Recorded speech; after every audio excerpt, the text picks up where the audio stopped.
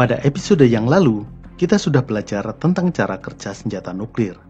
Hanya segelintir negara yang mampu membuat dan memiliki senjata nuklir. Pertanyaannya sekarang, bisakah negara kita Indonesia membuat senjata nuklir? Sekarang, mari kita berhayal. Kita berandai-andai, tahun 2024 nanti, Indonesia memiliki presiden baru. Dan presiden Indonesia ke-8 tersebut adalah manusia sejenis Admiral Jenderal Aladdin. Dia berambisi membuat senjata nuklir untuk menyerang Israel. Untuk menjaga perdamaian dunia. We are 2 months away from enriching weapons-grade uranium to be used for peaceful purposes. Maka dikumpulkanlah segala ahli dari ahlinya ahli untuk membuat senjata nuklir. Tantangan pertama adalah mendapatkan bahan bakunya. Kita membutuhkan uranium. Di Indonesia belum ada penambangan uranium dan tidak banyak deposit uranium di Indonesia. Berdasar peta deposit uranium di dunia, Indonesia tidak termasuk negara yang memiliki deposit uranium dalam jumlah banyak. Badan Tenaga Atom Nasional sudah melakukan pemetaan dan mendapati terdapat deposit uranium di wilayah Bangka Belitung, Kalimantan, dan Sulawesi. Namun, sampai saat ini belum dilakukan penambangan. Untuk melakukan penambangan, dibutuhkan investasi yang sangat besar dan waktu yang lama. Juga belum dipastikan apakah kandungan uranium di wilayah Indonesia tersebut cukup ekonomis untuk ditambang. Selain itu, Indonesia sama sekali belum memiliki pengalaman dan teknologi penambangan uranium. Langkah yang paling cepat adalah membeli bahan mentahnya. Kita beli saja uranium dari supplier terbesar di dunia, Kazakhstan, the greatest country in the world. Tambang uranium Kazatomprom di Kazakhstan adalah supplier uranium terbesar di dunia. Uranium dijual dalam bentuk seperti tepung berwarna kuning yang disebut sebagai yellow cake. Namun, meskipun bahannya ada, membeli uranium merupakan tantangan tersendiri. Membeli tepung yellow cake uranium tidak semudah membeli tepung beras Rose Bran. Uranium adalah bahan yang diawasi sangat ketat peredarannya. Badan Dunia, yaitu International Atomic Energy Agency, disingkat IAEA, selalu mengawasi peredaran uranium. Ketika Indonesia membeli uranium, maka akan langsung didatangi oleh IAEA. Lembaga ini berisi orang-orang yang keponya setengah mati, jauh melebihi keponya follower Lambe Turah, selalu ingin tahu urusan orang lain. Katakanlah, orang-orang ini bisa dibohongi bahwa Indonesia membeli yellow cake uranium untuk tujuan damai. Memiliki yellow cake uranium baru langkah kecil dari jalan panjang membuat bom nuklir. Ini tidak semudah membuat petasan yang tinggal dibungkus tabung dan diberi sumbu. Uranium dalam bentuk yellow cake terdiri dari 2 isotop uranium, yaitu uranium-238 dan uranium-235. Isotop uranium yang dapat digunakan sebagai senjata nuklir adalah uranium-235. Sayangnya, kadar uranium-235 ini sangat kecil, hanya 0,7%. Sisanya sebanyak 99,3% adalah uranium-238. Senjata nuklir umumnya membutuhkan setidaknya 50 kg uranium-235. Untuk kepentingan pengujian dan cadangan, mungkin dibutuhkan 150 kg. Dengan kandungan hanya 0,7%, maka kita harus membeli yellow cake sebanyak 20 ton. Harga yellow cake per kilogram sekitar $120 atau 1,7 juta rupiah. Membeli 20 ton harus siap dana 33 miliar. Mungkin tidak masalah soal harga. Setelah mendapatkan pupuk uranium, tantangan berikutnya adalah mengekstrak uranium-235 yang kadarnya hanya 0,7%. Uranium-235 dan uranium-238 adalah isotop. Keduanya memiliki sifat kimia yang sama, jadi tidak bisa dipisahkan secara kimia. Yang membedakan keduanya adalah massa atau beratnya. Untuk itu, cara memisahkannya dilakukan dengan cara diputar dalam alat pemutar sentrifugal. Gaya sentrifugal akibat putaran akan memisahkan isotop yang lebih berat ke pinggir dan yang lebih ringan berada di tengah. Tetapi, material dalam wujud bubuk tidak dapat dipisahkan dengan sentrifugal. Tepung uranium tersebut harus diubah menjadi bentuk gas. Caranya, panaskan uranium, campurkan dengan hidrogen fluoride untuk membentuk uranium tetrafluoride, kemudian panaskan lagi uranium tetrafluoride dan campurkan dengan gas fluorin. Jika caranya benar, insya Allah akan terbentuk gas uranium hexafluoride. Kedengarannya sederhana, tapi percayalah, proses ini membutuhkan teknologi yang rumit dan peralatan yang canggih. Dan mahal, tidak semudah membuat dalgona coffee. Gas uranium hexafluoride adalah material yang sangat korosif dan berbahaya, harus ditangani dengan hati-hati, jauhkan dari jangkauan anak-anak. Setelah punya uranium hexafluoride, saatnya diproses dengan mesin sentrifugal untuk memisahkan isotop uranium-235 dari uranium-238. Proses ini disebut sebagai enrichment atau pengayaan uranium.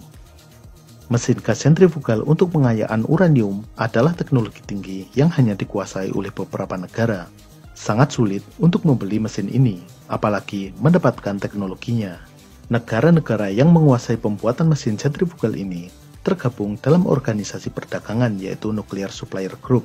Mereka mengatur ketat ekspor mesin dan komponen mesin tersebut. Apa yang istimewa dari mesin ini? Apa bedanya dengan blender mass pion yang sama-sama berputar? Yang membedakannya adalah kemampuannya untuk berputar dengan sangat cepat. Karena untuk memisahkan atom-atom yang perbedaan masanya sangat kecil, dibutuhkan putaran yang sangat cepat.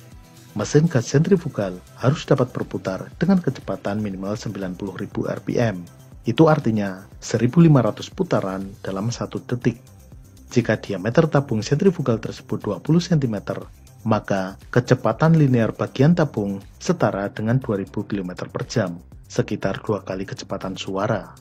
Kecepatan putar yang sangat tinggi menimbulkan berbagai tantangan teknis. Bagaimana mencegah motor listrik tidak terbakar, juga material tabung tidak robek karena gaya sentrifugal yang sangat besar.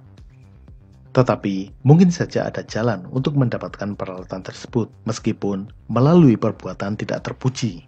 Contohnya Korea Utara pernah berhasil membeli mesin sentrifugal dengan cara mendirikan perusahaan di Cina dengan nama Shenyang Aircraft Group Dandong Import and Export Corporation Limited. Dengan nama ini berhasil mengelabui karena dikira perusahaan Tiongkok, yaitu Shenyang Aircraft Industry Group Import and Export Corporation cabang Dandong. Meskipun terdengar konyol, tetapi ini pernah terjadi. Setelah mendapatkan mesin sentrifugal, saatnya berproduksi. Tetapi kita tidak cukup hanya punya satu mesin sentrifugal, tidak cukup 2, 10, atau 100, tetapi butuh ribuan. Minimal punya 9.000 mesin sentrifugal yang disusun secara berurutan. Hasil pemisahan dari satu mesin dilanjutkan ke mesin berikutnya hingga tercapai kadar uranium-235 yang mencukupi. Untuk keperluan reaktor nuklir pada PLTN, hanya dibutuhkan kadar uranium-235 sebanyak 5%. Sedangkan untuk membuat bom nuklir, minimal perlu kadar 90%, idealnya 99%. Disinilah orang-orang kepo dari IAEA akan datang lagi. Mereka akan menginspeksi apakah fasilitas pengayaan uranium tersebut mampu menghasilkan senjata nuklir atau tidak. Di sini, kita tidak lagi bisa menyembunyikan, dan saatnya menikmati berbagai sanksi dunia sebagaimana Iran dan Korea Utara. Proses pengayaan uranium bukan proses yang berlangsung beberapa menit atau beberapa jam, tetapi proses ini berlangsung berbulan-bulan. Bahkan, jika jumlah mesin sentrifugalnya sedikit, bisa berlangsung beberapa tahun. Untuk itu, fasilitas pengayaan uranium perlu suplai listrik yang stabil, agar tidak ada kejadian konyol proses berhenti dan harus diulang karena mati lampu. Maka, pembangkit listrik tersendiri harus dibangun.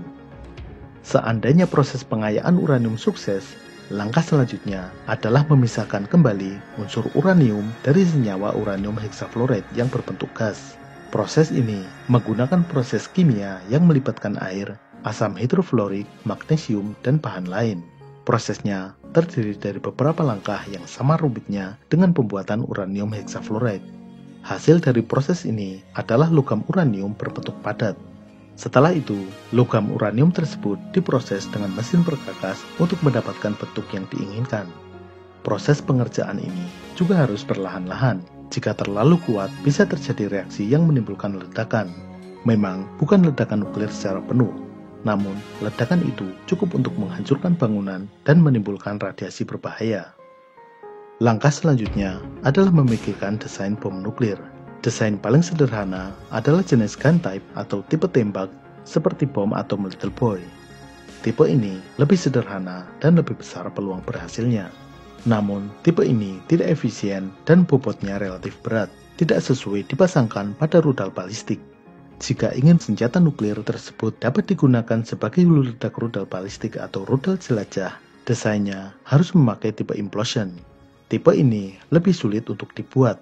Bola uranium dikelilingi oleh bagian-bagian yang disusun membentuk cangkang yang mengelilingi uranium. Untuk meledakkan bom nuklir, bagian-bagian peledak itu harus meledak pada saat yang benar-benar bersamaan. Tidak boleh ada jeda sedikit pun. Jika ada yang terlambat meledak meskipun sepersekian detik, tekanan yang meremas uranium tidak akan merata dan uranium gagal mencapai massa superkritikal. Akibatnya, reaksi nuklir tidak terjadi. Ini membutuhkan teknologi elektronik yang sangat presisi. Itu baru bom senjata nuklir tipe fisi yang sebenarnya sekarang sudah ketinggalan zaman. Saat ini, jenis senjata nuklir yang dipakai adalah jenis termonuklir atau bom hidrogen. Untuk membuatnya, selain sudah harus membuat senjata nuklir tipe fisi, juga harus membuat silinder fusi yang terdiri dari casing uranium yang berbentuk silinder, batang plutonium sebagai intinya, dan bahan bakar berupa lithium deuterida. Membuat silinder fusi tersebut lebih sulit lagi dibandingkan membuat bom nuklir tipe fisi. Bom nuklir fisi dan silinder fusi tersebut dipasangkan pada struktur dengan casing berbahan berilium sebagai pemantul neutron. Seandainya bom nuklir berhasil dibuat, tidak akan berguna jika tidak ada wahana untuk mengirimkannya ke wilayah musuh.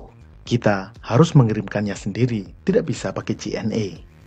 Jika wilayah yang dituju sangat jauh, harus menggunakan rudal balistik antar benua. Merancang dan membuat rudal balistik antar benua sama rumitnya atau bahkan lebih rumit daripada membuat bom nuklir itu sendiri. Metode apapun, baik dengan pesawat pembom, rudal balistik atau rudal jelajah, tetap dapat dipatahkan oleh musuh jika pertahanan udaranya masih kuat, sehingga serangan akan sia-sia belaka. Untuk itu, kita juga harus melumpuhkan dulu sistem pertahanan udara musuh, baik pesawat tempur maupun rudal pertahanan udara. Jadi, bisakah negara kita Indonesia membuat senjata nuklir? Silahkan masing-masing simpulkan sendiri jawabannya. Pada episode selanjutnya, kita akan melihat ke masa lalu. Mungkin sebagian besar dari kita mengira bahwa persenjataan kerajaan-kerajaan di masa lalu seperti Majapahit, Samudra Pasai, Demak, Mataram, Goa, dan lain-lain hanya sebatas senjata tajam. Padahal kerajaan-kerajaan di Nusantara sudah mengenal senjata api. Kita akan mengulas sejarah senjata api di kerajaan-kerajaan Nusantara. Sampai jumpa.